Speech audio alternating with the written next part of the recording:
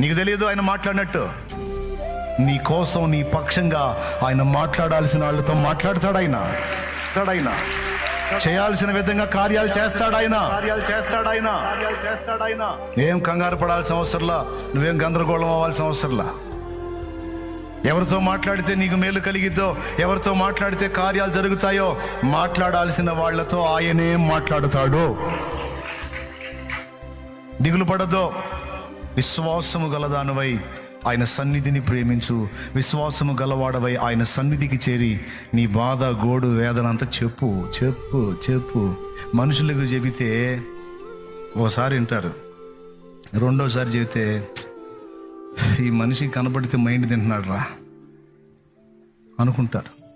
10 మంది దగ్గరికి వెళ్ళి నీ బాధ 10 సార్లు 10 మందికి చెప్పుకునే కంటే ఆ 10 సార్లు ఒక్క దేవుడు, నీ ప్రభు అయిన యేసు దగ్గరికి వెళ్ళి చెప్పుకో 10 సార్లు.